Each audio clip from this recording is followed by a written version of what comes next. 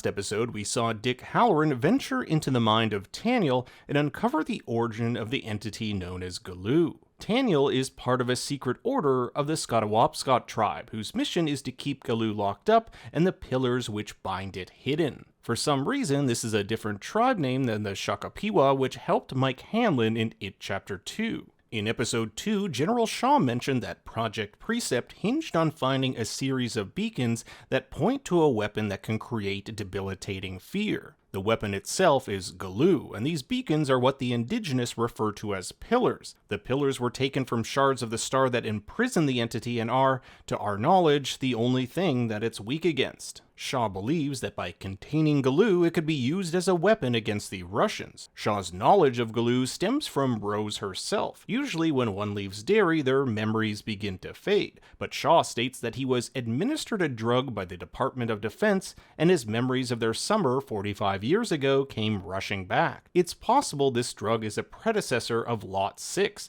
an experimental drug created by a shadowy government agency called The Shop in Stephen King's Firestarter. It was used to unlock latent psychic abilities. Shaw wants this weapon to keep America safe. The backdrop of the Cold War sees children participating in nuclear bomb drills, and with talks of the Soviets moving missiles into Cuba, the threat of nuclear war isn't all that far-fetched. Thus, he's willing to take on a supernatural entity if it means it will win them the war. Rose tells him that Galloo cannot be controlled, but he doesn't believe her. So Rose is basically like, if they're gonna go in, they might as well have her help. In a safe behind her closet is Sesqui's dagger, the ancient weapon carved from the star that trapped Galloo. We don't know much about how it works. In fact, Rose says Taniel is one of the few who does. We'll see that it keeps Pennywise at bay and glows when he's around.